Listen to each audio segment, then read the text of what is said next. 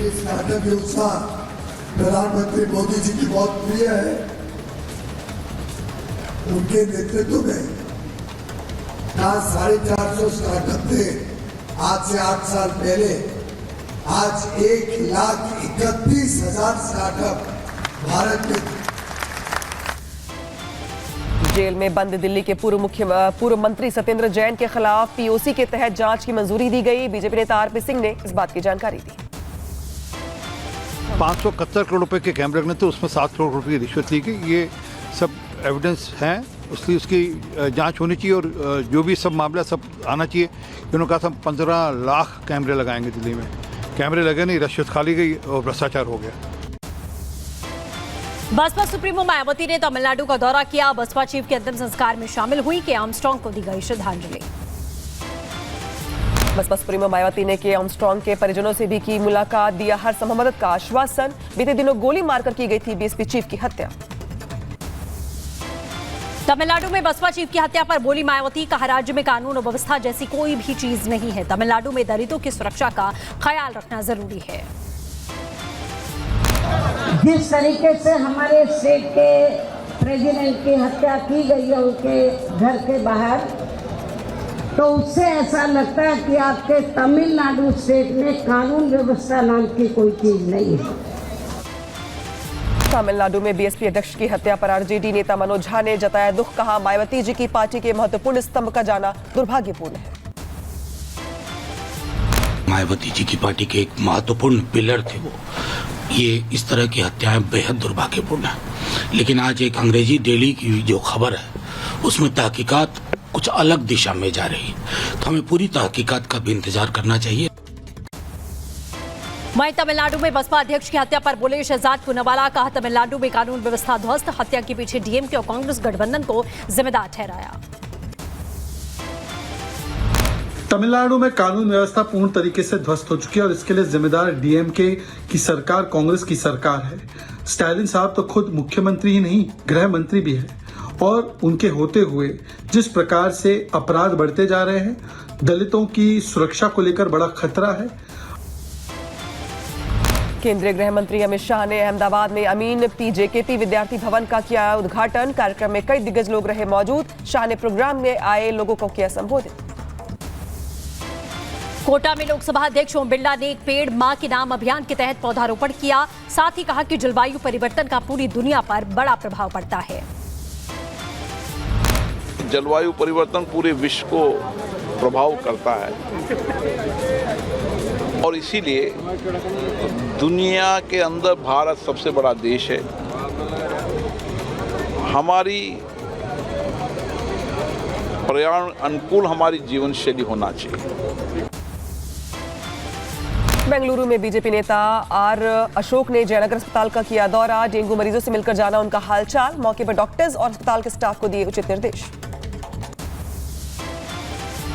बद्रीनाथ विधानसभा seat को लेकर चुनाव प्रचार जारी। रैली के दौरान अनिल बलूनी ने चाय की दुकान पर चाय की चुस्की ली, स्थानीय लोगों से मुलाकात की। यूपी में आगामी मानसून को लेकर बोले मंत्री अनिल राजभर, कहा इस बार काफी प्रभावकारी रहेगा मानसून, सीएम ने पहले ही कर ली है समीक्षा। प्रयागराज में अपना दल के नेता की गोली मारकर हत्या, पुलिस ने आरोपी को गिरफ्तार किया, 2 तमंचे बरामद किए गए। महाराष्ट्र के अमरावती सेंट्रल जेल में धमाका हुआ। बैरक नंबर 6 और 7 के सामने हुआ धमाका। फिलहाल किसी के घायल होने की खबर नहीं। सेंट्रल जेल में धमाके के बाद मचा हड़कंप। धमाके के कारणों की जांच जारी। मौके पर कई बड़े अधिकारी मौजूद रहे। उधर मुंबई के वर्ली इलाके में हिट एंड रन का मामला सामने आया। कार ने बाइक सवार 2 को मारी टक्कर। हादसे में एक की मौत, कार चालक फरार हो गया। यूपी के सोनभद्र में खुली स्वास्थ्य महकमे की पोल सूचना के बाद भी मौके पर नहीं पहुंची 108 एम्बुलेंस। मजबूरन रिक्शा ट्रॉली पर मरीज को अस्पताल ले जाते हुए दिखाई दिए लोग। मथुरा में साइबर अपराधियों के साथ रेस्टोरेंट में 2 पुलिसकर्मियों ने की पार्टी। सोशल मीडिया पर वायरल हुआ वीडियो। दोनों दरोगाओं पर अपराधियों को संरक्षण देने का लग रहा है आरोप। मध्य प्रदेश के भिंड में हत्यारोपी के मकान पर बुलडोजर कार्रवाई की गई है। आरोपी के 3 अवैध मकान ध्वस्त कर दिए गए। भिंड के गोल मार्केट इलाके में सौरभ वाल्मीकि की पीट कर हत्या कर दी गई थी। चीन के शेडोंग लिनी जीनिंग में भारी बारिश हुई। 6 घंटे में 300 मिलीमीटर दर्ज की गई बारिश, तोड़ा ऐतिहासिक रिकॉर्ड। महाराष्ट्र के ठाणे में तेज बरसात का दिखा असर, कई जगहों पर बनी जलभराव की समस्या। एनडीआरएफ ने लोगों को सुरक्षित बाहर निकाला। उधर ऋषिकेश में भी बारिश से बुरा हाल, घाटों तक बढ़ा नदी का जलस्तर। राहत बचाव के लिए एसडीआरएफ की टीमें तैनात की गई। असम की बाढ़ की स्थिति गंभीर है। 29 जिलों में 24 लाख लोग प्रभावित हुए हैं। 53,000 से ज्यादा लोगों ने शिविर कैंप में शरण ली है। यूपी के गोंडा में बारिश के चलते सड़क पर भरा पानी, लोगों को आने जाने में हो रही है खासी मुश्किल। पानी न निकलने से लोग आक्रोशित हैं। यूपी के बलिया में घाघरा नदी का जलस्तर बढ़ने से कटान जारी है। किसानों को हो रही परेशानी, वीडियो भी सामने आ चुका है। देहरादून और ऋषिकेश में तेज बारिश ने बढ़ाई मुश्किलें। ऊपरी पहाड़ी इलाकों में गंगा नदी का बड़ा जलस्तर, जिला प्रशासन अलर्ट हुआ। पहली बारिश में ही जलमग्न हुआ एमपी का श्योपुर। कई ग्रामीण क्षेत्रों में जलभराव की समस्या, राहगीरों को करना पड़ रहा परेशानियों का सामना। उत्तराखंड में मौसम को लेकर जारी हुआ अलर्ट, सरकार हुई सख्त। सीएम धामी ने जिलाधिकारियों को दिए घर में रहने के निर्देश, लोगों से भी घरों में रहने की अपील की। नेपाल के काठमांडू में भारी बरसात के बाद में बाढ़ जैसी स्थिति, लोगों का जीवन अस्त व्यस्त हो चुका है। कई जगहों पर जलस्तर बढ़ गया है। यूपी के मुरादाबाद में भारी बारिश के बाद रिहायशी इलाकों में भरा पानी, स्थानीय लोग नाव का सहारा लेने के लिए हुए मजबूर।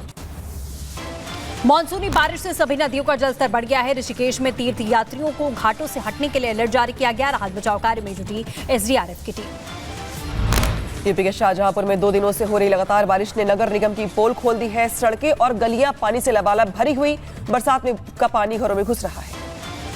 बिहार के शिवहर में सरकारी स्कूल बना स्विमिंग पूल परिसर में करीब 3 फीट तक पानी भर चुका है। बच्चों ने पढ़ाई छोड़कर नहाने का आनंद लिया।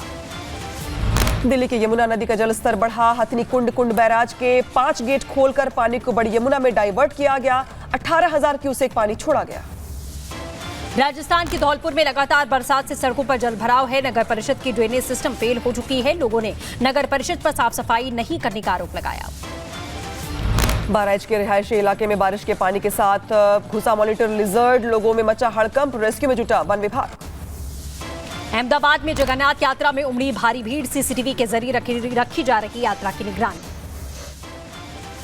आज से धूमधाम से शुरू हुई जगन्नाथ यात्रा। गुजरात के मुख्यमंत्री भूपेन्द्र पटेल ने भी उत्सव में लिया भाग।